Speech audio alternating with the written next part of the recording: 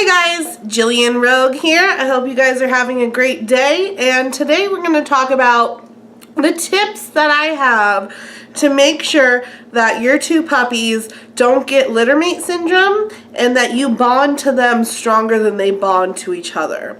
For those of you who don't know, there is sort of an internet controversy about whether or not you should raise two puppies at once, be it littermates or puppies that you got from separate litters but are raising them together.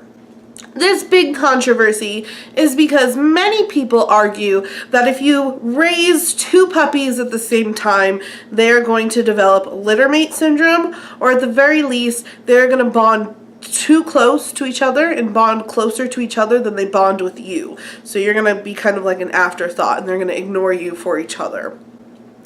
Now, I'm here to say that this definitely isn't as bad as the internet makes it seem. Of course, littermate syndrome is serious, but the risk of developing that isn't as serious as the internet makes it seem. And I don't want to piss anyone off. I'm sure that statement alone is going to cause an uproar. But in reality, as long as you're willing to work with your dogs, everything is fixable and almost any behavioral problem is totally 100% preventable.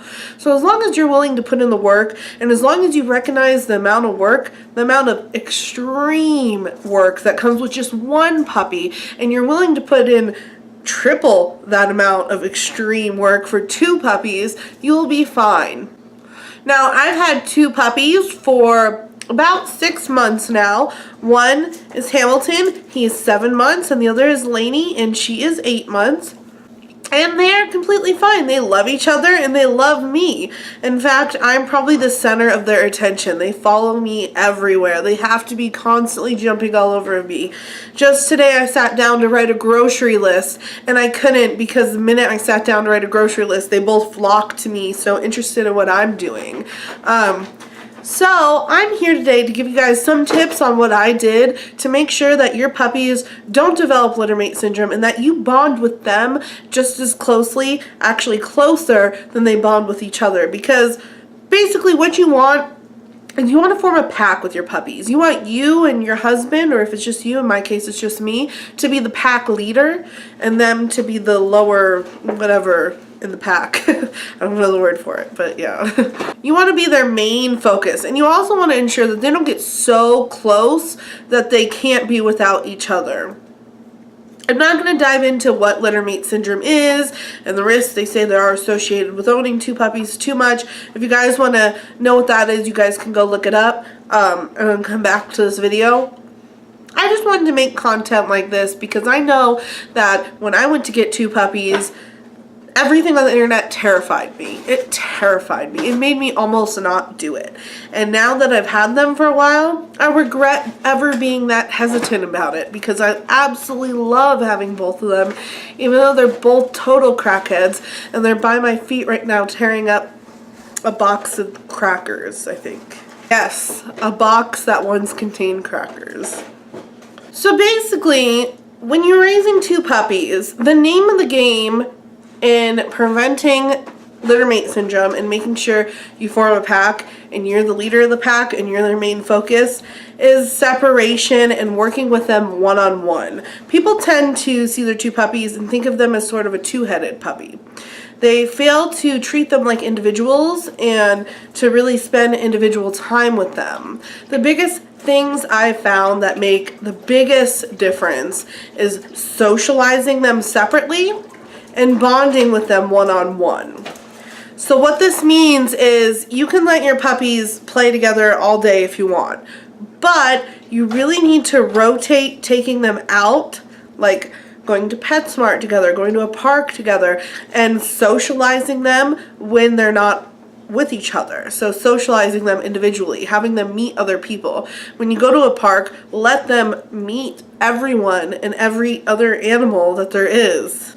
When you go to PetSmart, you know, let people come up to them, let little kids pet them, let them socialize people. There's actually a book out there, I think it's a book, that says you should let your puppy it's like 100 people by the time they're 6 months or something like that. Basically says when your puppy is 8 weeks old, you should introduce them to at least 100 people. And this is true, and you need to do it separately when they're not around each other. The reason for this is because when puppies are around each other all the time, and when they only go out together and they only are socialized when they're together, they build up this certain confidence and like cockiness about being together, and they sort of rely on that. So when they do end up going out individually, they're scared and terrified and really shy, and that can even lead to fear aggression.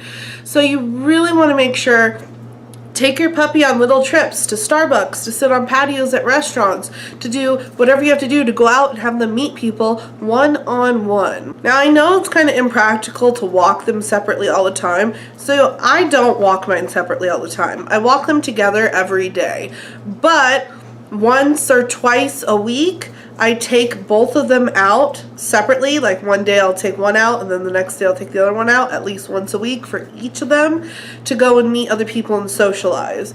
I also, and this goes into number 2, signed up for training classes and put them in separate training classes. Even though in today's age you can easily learn how to train your dogs, especially basic training, on the internet, on YouTube. Hell, I could even do training videos because I've been to like 6 classes now.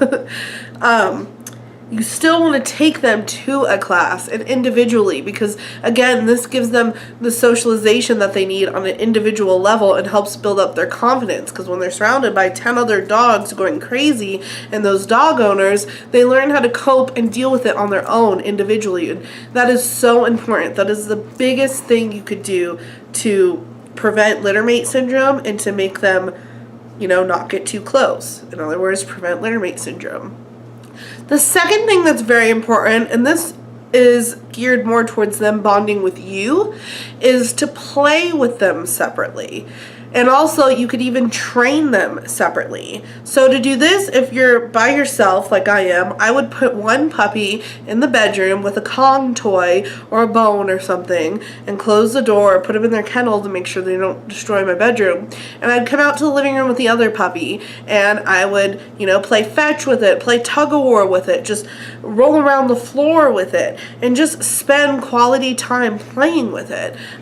This allows you to bond with each puppy individually, and also to work on their playing skills, because you sort of teach puppies how to play. If they only ever play together, they only learn the wrestling type of play, and then they don't have that other outlet for their energy, like playing fetch or tug-of-war or things like that. So you really want to make sure you're playing with them individually. You also, of course, want to play with them together, but also individually.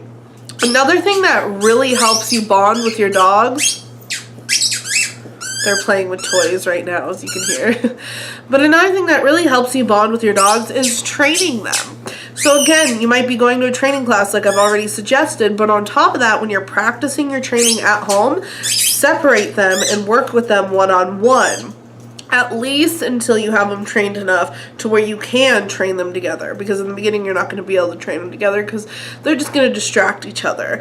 And I say you have to usually wait until you could teach them, to stay in their place, until you can teach that command. You have to train them separately. And I could do a video on training if you guys want. I think there's a few basic things everyone should teach their puppy, a few basic commands. I think there's about 6 basic commands that every person needs to teach their puppy if they don't teach them anything else. And I think there are things that they need to teach them first, and I think these are things that you need to teach them in order to make it easier for you and the puppy. And they're wrestling now.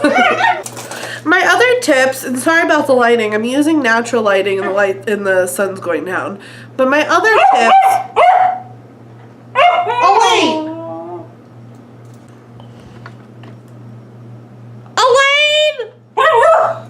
My other tips, besides taking them out and socializing them separately, enrolling them in separate training classes, and playing with them individually, and training them individually, would be to always crate them separately. Every time, first of all, I totally recommend crate training. And anytime you leave your house, you want to always crate them separately. Never crate them together. This is probably one of the biggest things you can do, and one of the biggest mistakes you can make is crating them together. Because again, all you're doing is making them bond closer, and they build the confidence when they're with each other. Their confidence then, when you're gone, is based on being right next to each other and not being separate. Sorry, camera, because they're running around. It's crackheads. So always crate them separately. And finally, and I would recommend for like the first month at least, when they sleep, crating them and crate them separately. I did that for about the first month, and then after that I started letting them sleep in my bed with me. So in conclusion to this video, the tips I suggest is to take them out and socialize them individually at least once a week, and really try to introduce them to as many people as possible. 2 would be to take them to training class and separately. 3 would be to play with them individually separately, at least like once a day, for like 30 minutes at least. Each dog, play with them separately. Just roll around the floor, just be silly, and just have fun with them separately. 4 would be to practice their training with them separately. 5 would be to crate them while you're gone separately. And 6 would be to crate them at night separately for at least the first month.